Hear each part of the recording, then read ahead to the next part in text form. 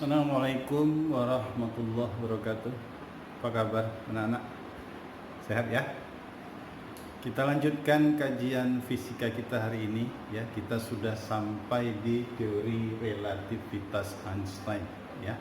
Ini adalah satu teori yang fenomenal yang mengubah paradigma fisika.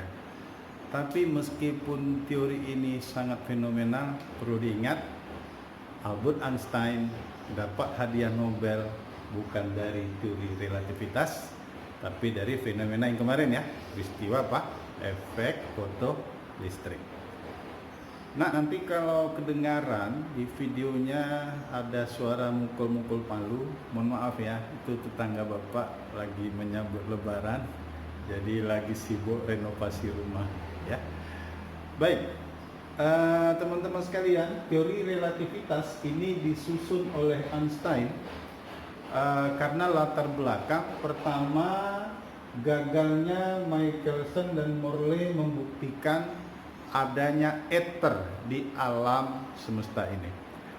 Tadinya begini, orang klasik mengatakan gelombang itu kalau merambat butuh medium. Contoh, gelombang pada tali, mediumnya tali. Jadi perlu medium. Gelombang air laut butuh medium, air. Bunyi butuh medium. Nah, jadi ketika mereka menganalisis fenomena cahaya, menurut sarjana klasik, cahaya matahari dan bintang bisa nyampe ke bumi karena di bumi ada zat ether. Ya, zat ether inilah yang mengantarkan yang tersedia di bumi, sehingga cahaya matahari dan bintang atau bulan bisa merambat sampai ke bumi. Nah, dari situ Michelson dan Morley, ini ilmuwan yang sezaman dengan Einstein, coba membuktikan keberadaan ether di alam semesta. Menurut pemahaman mereka, jika memang cahaya sampai ke bumi karena ada zat ether, maka ketika cahaya sejajar dan tegak lurus dengan ether, maka nanti panjang lintasannya akan berbeda. Kalau panjang lintasannya berbeda, tentu nanti kecepatan cahayanya akan berbeda. Nah, ternyata hasil pengamatan mereka, baik cahaya itu sejajar maupun tegak lurus dengan ether, nilai kecepatan cahaya tidak berubah, tetap nilainya 3 kali 10 pangkat 8. Nah, dari sana Michelson dan Morley membuktikan tidak ada ether di alam. Artinya cahaya merambat tidak perlu zat ether. Itu latar belakang pertama, sehingga nanti Einstein akan menyusun satu konsep yang konsep ini mengubah wajah fisika secara radikal. Itu yang pertama. Yang kedua, mengenai transformasi. Di fisika klasik, mekanika Newton ini mengikuti transformasi Galileo. Kita tahu di geometri Euclidean di matematika ya, ada sumbu koordinat ya. Vertikal sumbu Y, mendatar sumbu X ya. Semua variabel, semua fenomena gerak nanti membutuhkan kerangka XY untuk menentukan apakah posisi atau kecepatan atau waktu. Nah, kacamata ilmuwan pada saat itu, kerangka itu harus mutlak dan kerangka itu berlaku umum semua. Ya. Nah, ternyata ketika partikel bergerak mendekati kecepatan cahaya atau kecepatan yang besar, kerangka itu gagal untuk membuktikan fenomena-fenomena partikel yang bergerak dengan kecepatan besar.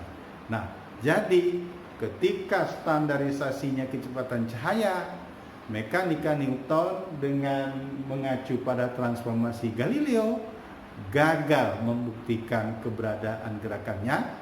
Maka Lorentz, ini juga salah satu teman Einstein, menyusun suatu kerangka yang dikenal dengan kerangka inersial. Ternyata di kerangka inersial ini fenomena cahaya sesuai dengan pengamatan atau sesuai dengan perhitungan yang dilakukan Einstein. Nah, dua latar belakang inilah setidaknya Albert Einstein menyusun suatu postulat yang dikenal dengan teori khusus relativitas. Embel-embel khusus teori ini hanya berlaku untuk kerangka acuan yang inersial. Yang dimaksud dengan kerangka acuan inersial adalah kerangka atau acuan yang bergerak dengan kecepatan tetap. Ya, baik, kita lihat. Yang pertama, menurut Einstein, rumus-rumus fisika, hukum-hukum fisika akan serba sama, baik oleh pengamat yang diam, kerangka yang diam, maupun kerangka inersial yang bergerak dengan kecepatan tetap. Nah, rumus-rumus fisika itu sama semua, ya. Apakah pengamat kerangka yang diam maupun kerangka yang bergerak. Nah, apa konsekuensinya? Karena serba sama itu rumus, maka kita tidak mungkin menghitung atau menentukan besaran absolut suatu kejadian. Sebagai contoh, katakan ada peristiwa bola dilempar ke atas. Misalkan ada beberapa pengamat yang berbeda.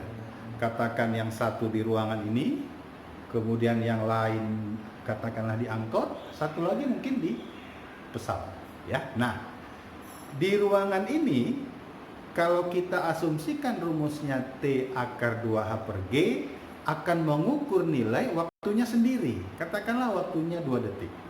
Nah, pengamat di angkot dengan menggunakan rumus yang sama karena acuannya berbeda, maka boleh jadi nanti angkanya bisa lebih besar atau lebih kecil dari nilai yang diukur di ruangan ini.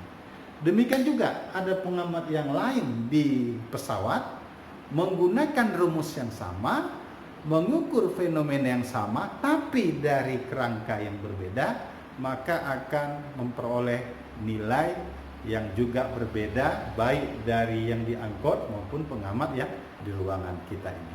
Nah, kesimpulan, semua besaran-besaran itu bersifat relatif tergantung siapa yang mengamati.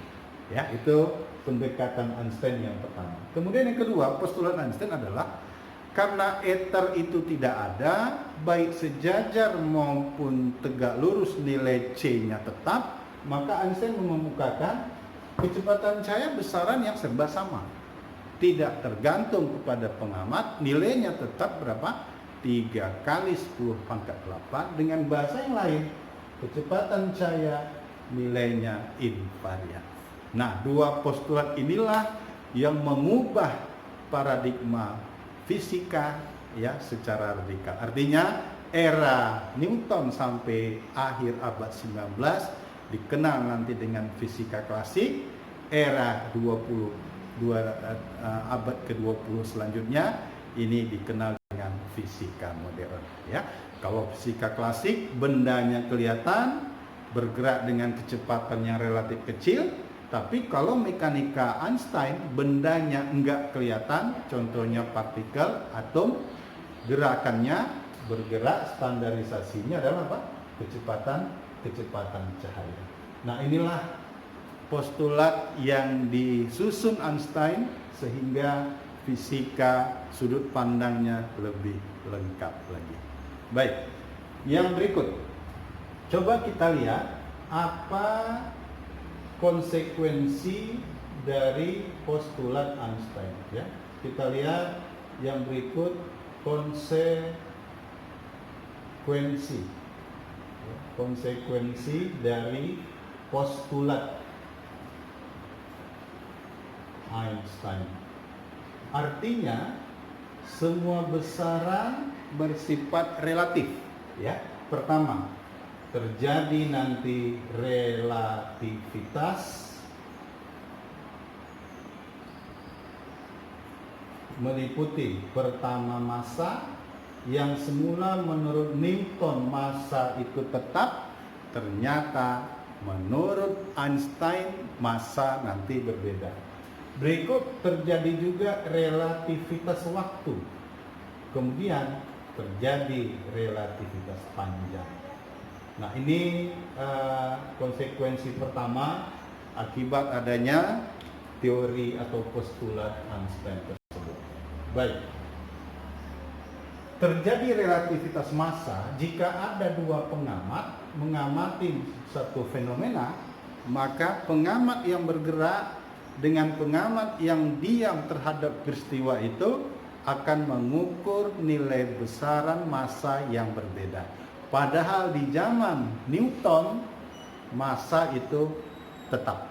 Pengamat yang diam dan bergerak akan mengukur nilai massanya gimana? Sama. Ternyata oleh Einstein, jika partikel bergerak mendekati cahaya, terjadi relativitas massa. Nah, massanya, relativitas massanya sebagai berikut. Massa benda yang bergerak sudah berbeda atau tidak sama dengan massa benda yang diam, tapi berbeda mengikuti rumus atau persamaan massa diam dibagi gamma. Ya, M ini massa diamatin pengamat yang bergerak. Kemudian kalau ada 0 ini oleh pengamat yang diam. Gamma ini nanti dikenal dengan transformasi Lorentz atau konstanta Lorentz. Ya, nanti kita tuliskan nilai gamma. Demikian juga terjadi relativitas waktu. Waktu yang diamati pengamat bergerak dengan pengamat yang diam sudah berbeda. Ilustrasinya mirip tadi, kita di ruangan ini, di angkot dengan di pesawat akan mengukur waktu yang berbeda. Tergantung bagaimana kondisi pengamat terhadap peristiwa tersebut. Jadi waktu yang diamati pengamat bergerak berubah atau beda dengan pengamat yang diam mengikuti persamaan waktu diam dibagi dengan gamma. Nah, demikian juga panjang. Terjadi relativitas panjang. Panjang yang diamati oleh pengamat bergerak adalah panjang diam dikali dengan gamma. Ya, di sini gamma adalah konstanta Lorentz, ya, bisa ditulis akar dari 1 dikurang V kuadrat per C kuadrat. Kemudian dalam formulasi yang lain ini bisa juga kita ganti menjadi V sama dengan C dikali dengan akar 1 dikurang dengan gamma kuadrat. Ya, ini besaran konstanta Lorentz lah kita sebut yang terselip di persamaan Einstein. Berikut, di sini nanti ada angka-angka ajaib yang coba kita ingat, ya, untuk memudahkan kita melakukan perhitungan nanti. Ya, kita lihat. Yang pertama, kalau nanti di soal kecepatan dikatakan 0,8 C, maka nilai gammanya nanti 0,6. Ya, jika V 0,8 C, maka gammanya 0,6. 0,8 C itu artinya 0,8 dikali C kecepatan cahaya, 3 kali 10 pangkat 8. Sebaliknya juga demikian. Kalau V-nya 0,6 C, maka nanti gammanya berapa? 0,8. Ini angka pertama yang boleh kita ingat. Yang kedua, kalau V-nya setengah dari kecepatan cahaya, maka nanti nilai gamma setengah akar 3. Jika V setengah C, maka nilai gamma setengah akar 3. Sebaliknya, kalau V-nya setengah akar 3C, maka nanti gammanya setengah. Baik. Kemudian angka yang ketiga yang sering, V nilainya 0,98C, maka nilai gammanya nanti 0,2. Sebaliknya, jika V-nya 0,2C, maka gammanya berapa? 0,98. Ya, ini biasanya 3 angka yang sering nanti ya dipakai di perhitungan Einstein. Jadi, Bapak ulang sekali lagi, postulat Einstein menyebabkan terjadi perubahan mengenai konsep fisika secara mendasar, terutama terjadi perubahan relativitas massa, relativitas waktu, dan relativitas panjang. Gitu ya. Baik. Kemudian ada satu lagi ilustrasi bagaimana kita menjelaskan teori relativitas. Begini, coba bayangkan kita berada di